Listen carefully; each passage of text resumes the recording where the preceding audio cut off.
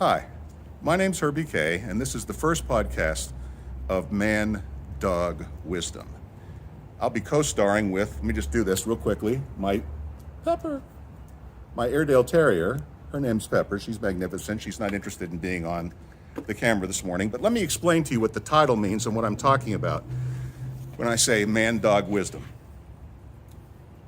The internet and social media are full of people who think they're smart. But smart and wise is two very, very different things.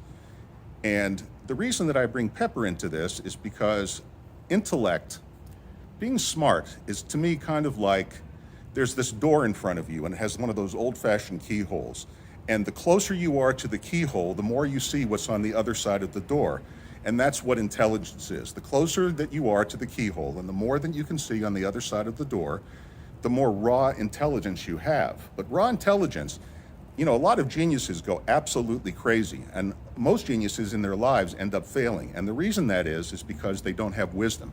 They see all of that information, they have all of that information, but they have no idea how to assimilate it. What Pepper brings to the picture is what adds the wisdom. And wisdom comes from two things: pain and the lack of psychology. Dogs don't have psychology. And since dogs don't have psychology, they're basically always wise. They're happy, they're sad, they have to poop, they have to eat, they have to screw, whatever it might be, but they don't agonize. They don't get into long philosophical discussions. They don't try to and they also accept everything they see. Every objective reality is actually real. A dog does not imagine, Pepper does not try to imagine that she can make the world a different place than she sees and smells and hears it, mostly smells. So she's always telling me that she has 3 million scent receptors in her nose and I only have 50,000.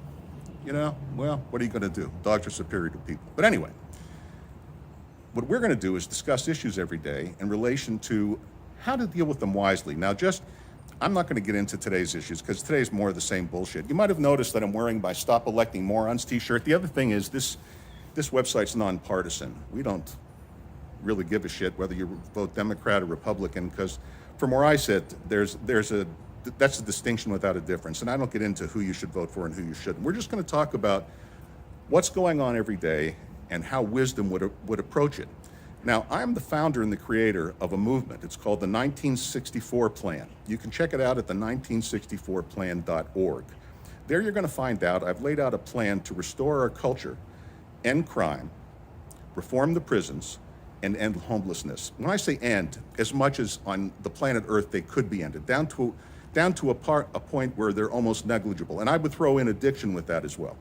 Now, it's a plan, and I'm not running for office. I'm never going to run for office. I have no political ambition. So it's just a plan. It's a nonprofit, a 501c3 nonprofit.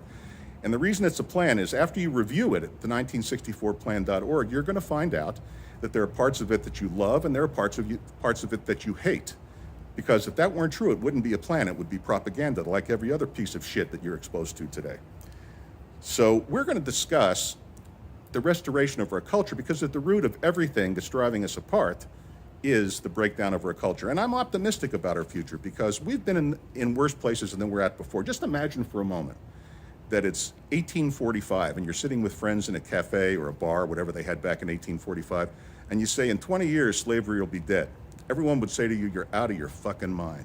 And 20 years later, slavery was dead, thank God. Well, today, we're tribalizing and groups are breaking down and we're going backwards and people are yelling and screaming and no one listens to each other and religion is dropping and new religions.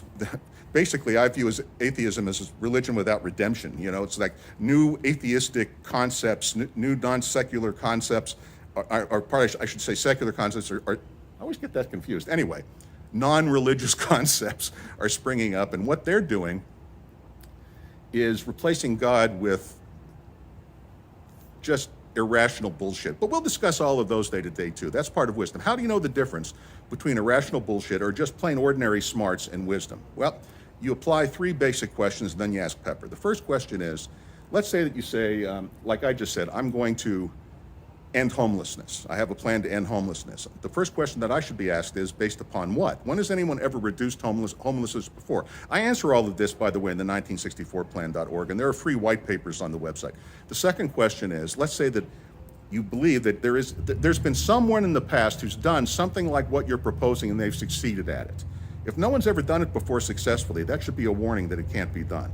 And that would bring us to the second question, which is, let's assume it's been done before. The second is, where's your data? Show me your data. Now, again, if you go to like the 1964 plan, I won't keep saying where you have to go, but if you went to our plan and took a look at it, you would see that in the white papers, footnote and say where my data comes from and what supports the ideas that I have. And the third and final note is, if you get by the first two, is what's it going to cost? Because there are no solutions to anything. There are only trade-offs. So if we do this, or if we do something to fix what's going on, and not just in relation to the 1964 plan, but the war in Israel, the war in Ukraine, the tribalism in America, it goes on and on and on. What's it going to cost? What's the trade-off? What are we going to lose for what we gain? No one ever asked that question, and that's because no one's ever wise instead of just smart. Am I smart? Smart enough to have fucked my life up a few times. Have I experienced pain? Yes, but no more than you have. Do I have wisdom? Yes. We'll explain more about that later, and you'll come to realize that as we go along. By the way, false modesty is manipulation, not wisdom. So I'm not going to pretend I am what I'm not. I'm not going to pretend that I'm not smart. I'm not going to pretend that I don't have wisdom. I'll leave it to you to decide whether you think I'm full of shit or not, but I'm not going to, false modestly try to manipulate you into believing that I'm just like everyone else, or I'm whatever the obsequious, glad-handing, shit-weasel, maggot politicians that we deal with day to day use to try to manipulate us into understanding what they're doing. Anyway, I think that's about it for the inaugural podcast. I think we'll just leave it there. And Pepper and I are about to go for our walk at Los Olivos Park here in Phoenix, Arizona. It's a beautiful day every day. And tomorrow we'll do the current issue of the day, and I'll do it from the park as we walk around. And Pepper and I will confer. And between the two of us, I'm sure we'll be able to share some wisdom with you, the wisdom that we need to save our culture. And I'm optimistic. I want to close with this. We're going to survive this. There's a huge financial cataclysm coming, and then after that, there's going to be an enormous amount of upheaval. But in the end, what made America great is still here. And understand this. Here's your parting thought for the day. I know that everybody thinks it's all about individual rights, and it is, but we do not have an individualist culture. America historically is a family culture, not an individual culture. And that's where we've lost our path. We've gotten so obsessed with the rights of the individual, we forgot the primacy of family, and we've nearly destroyed it. But the whole idea behind the 1964plan.org, underneath all of its benefits and the things that it's going to help and end and reduce, is the restoration of the traditional nuclear family. That's it. Have a beautiful day. I'll talk to you tomorrow. Take care.